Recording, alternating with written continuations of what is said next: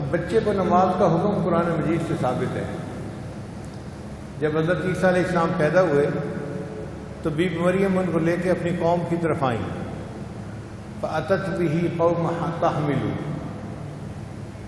قالوا، ساری قوم نے کہا، یا مریم لقد جئت شیئا فریا، اے مریم یہ طوفان چیز کیا لے کے آ گئی، تو تو کنواری تھی، تیرے ہاں بچے کی ولادت کیسے ہو گئی؟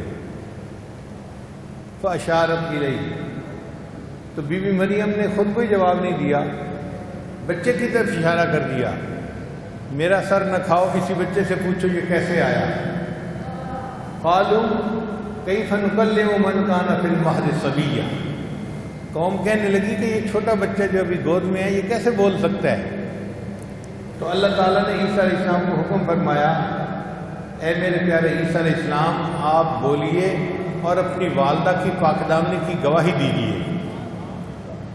تو انہوں نے کلام فرمایا، انی عبداللہ آتانی الکتاب وجعلنی نبیا وجعلنی مبارکا اینما کنت وأوصانی بالصلاۃ والزکاۃ ما دمت حیا۔ دیکھا، اور اللہ نے مجھے حکم دیا ہے نماز کا اور زکوٰۃ کا، چھوٹا بچہ ہے لیکن حکم بھی اللہ کی طرف سے۔ اس کا مطلب یہ ہے کہ اذان اور اقامت کا معنی اس بچے کو نماز کے فریضے کے بارے میں بھی بتانا ہوتا ہے کہ تم نے بڑے ہو کر اللہ کی یہ عبادت بھی کرنی ہے۔ ویڈیو کے نیچے سبسکرائب کے بٹن پہ کلک کریں، بیل کے آئیکن پہ کلک کیجئے تاکہ ہر نئی ویڈیو کی نوٹیفیکیشن آپ کو مل جائے۔